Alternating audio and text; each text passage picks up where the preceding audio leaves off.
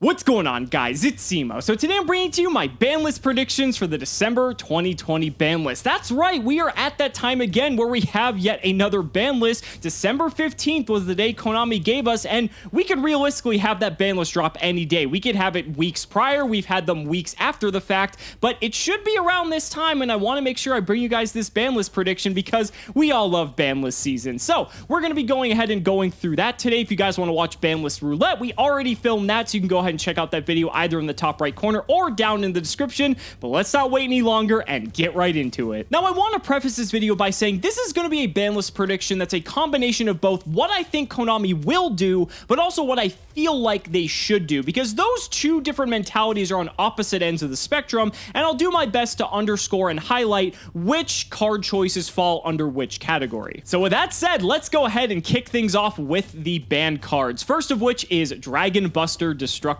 Sword. I think if there's a card that we can collectively all agree upon that should go, it's probably this card. This card is just so uninteractive and unhealthy for the game. The fact that the only purpose that this card serves, aside from it being a Buster Blader card, is that it basically just serves to lock the opponent out of the extra deck. That's not fun nor interactive, and it's more just ubiquitous than something like playing a deck like Monarch, because when you're playing Monarch to domain lock people, you have to be playing Monarch. This card, in tandem with a card like Union Carrier, can be played in good decks, and as long as you're playing a Dark Attribute or a Dragon type deck, then you can easily tutor this from the deck, lock your opponent out of the extra deck, on top of everything else your deck can already do, and I just think it's time for this card to go. This card serves no purpose other than to contribute to unhealthy, uninteractive gameplay, and I don't think anyone really wants that. If you look at the decks that play this, they're already strong enough as is, and there might actually be some level of interactivity with these types of decks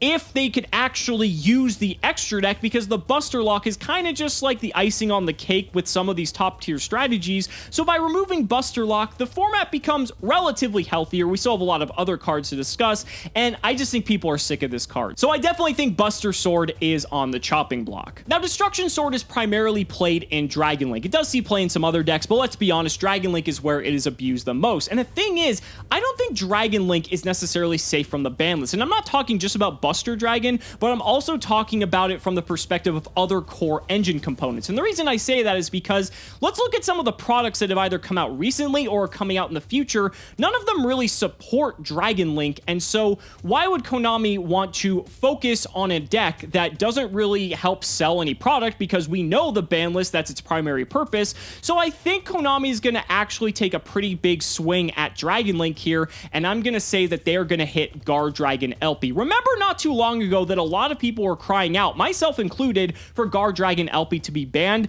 I think it is LP's time. LP is actually very limiting from a card design perspective because it's so inherently powerful that it tutors out dragons from the deck, and it limits card design space in the perspective of, if Konami wants to print any other powerful dragon cards, they are essentially going to be either tutorable through LP or they're going to be tutorable from LP, which either means you can either make LP with it or you can summon it off of LP, unless it has some insane restriction on it that doesn't allow you to do that. And so when you look at the cards in Dragon Link, yeah, there's a lot of starters that you could potentially hit, like Black Metal Dragon, Safer, things like that. It doesn't really make sense because the deck has so many starter cards that if you hit one of them, yeah, you reduce its consistency, but there's so many cards that effectively do the same thing in that deck that it kind of makes sense to hit one of the choke points, and I think LP is probably the biggest one. LP to me seems to be the most powerful and most broken card out of all the cards within the Dragon Link strategy, and so by hitting LP, Dragon Link would have to essentially re-engineer its entire combo set,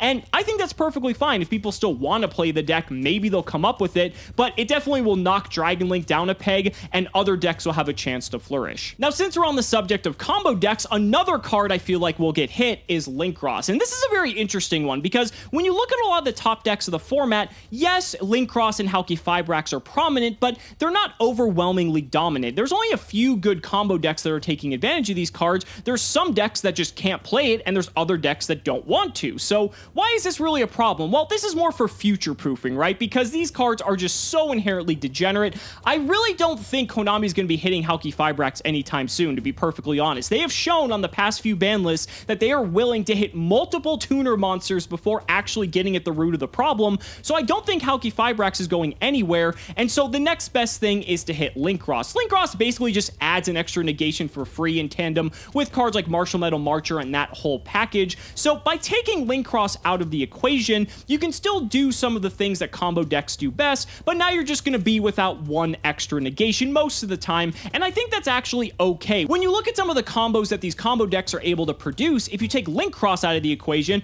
it actually doesn't look too bad, and I think that's actually fine. Again, Halqifibrax is an absurdly broken card, and is definitely the bigger issue here, but Linkross is banned in the OCG, so I think we should take one out of their book and just ban it here in the TCG as well. And then for my fourth and final card on my bans, I'm going after Smoke Grenade of the Thief. Talk about unhealthy and degenerate. This card should just not be allowed. Being able to look at your opponent's hand, rip a card out of it, and then use this effect multiple times because you're playing Infernoble Knight. This is solely a hit at Infernoble Knight. I just think that is not okay whatsoever. You're basically taking any hope of your opponent being able to come back and fight against your board, and what fun is that? Like, how is that engaging and fun for the opponent? It just feels bad all around. If you remove Smoke Grenade from the Thief as well as Linkross from Infernoble Knight, because by extension Linkross does hit that deck as well, then Infernoble's just a pretty decent deck that can put up a pretty reasonable board, play through hand traps and disruption at a pretty decent rate,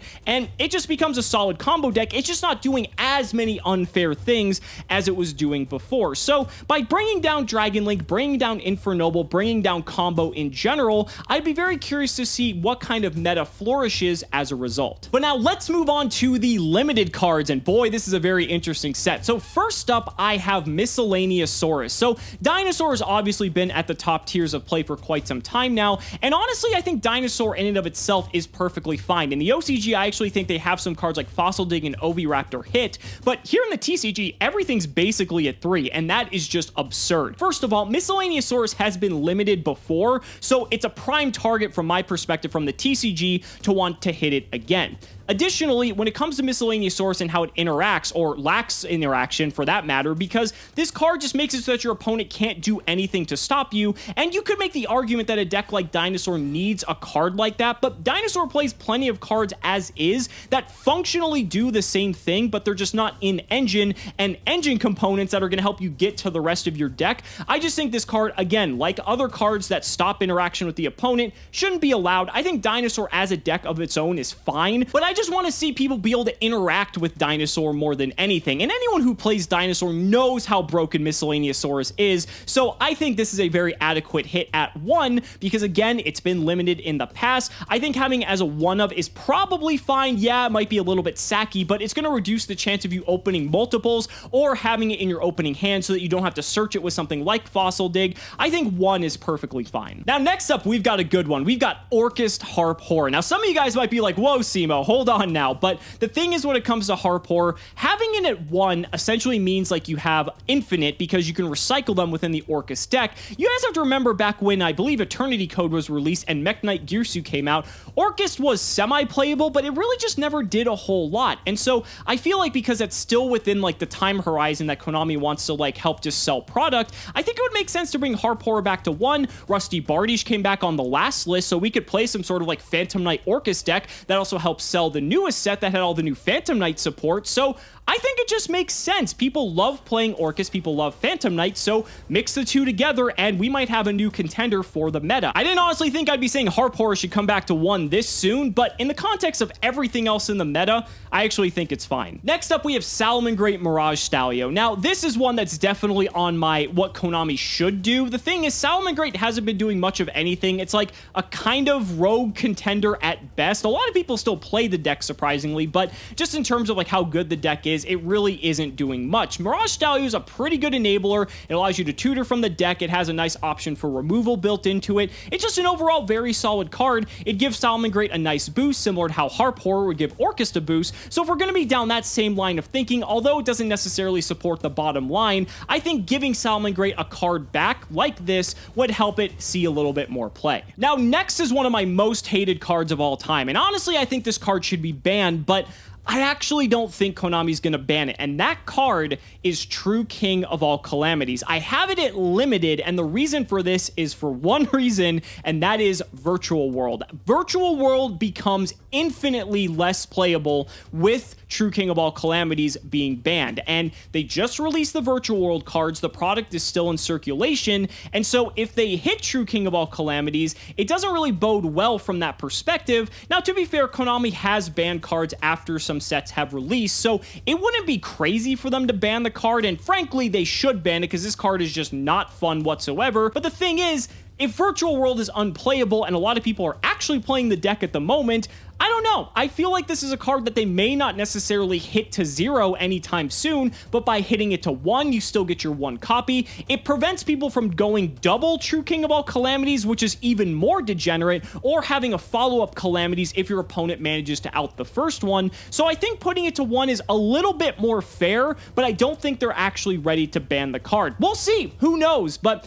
I think Konami's not going to ban this card just yet, unfortunately. Now, next up, oh boy, we have Heavy Metal Foes Electromite going to 1. Now, the thing is, you might think I'm absolutely fucking crazy, but when you look at Blazing Vortex coming out in a couple of months, we're probably not going to get a ban list before then, and we know that Konami is more than willing to let cards go down on the ban list just so they can help sell product. It feels like the perfect storm that Metal Foes Electromite is going to go to 1 copy. It helps sell the set, it helps people get excited about Metal Foes. Whether or not the deck is good is irrelevant because it's going to be something that people are going to want to play, and it just makes perfect sense. I would not be surprised if Konami brought back Electromite for this ban list to help sell Blazing Vortex and then rebanned it on the following ban list because they realized what a horrible idea that was. And then my last pick for the limited cards is actually Sky Striker, Mobilize, Engage. This is kind of in line with the Orcas and the Salamangreat limits here. We saw on the previous ban list that Konami gave Widow Anchor back to 3, so why would they not want to continue by giving Sky Striker more of its support back, even if it's just by putting Engage to 1 copy? The OCG has Sky Striker at nearly full power,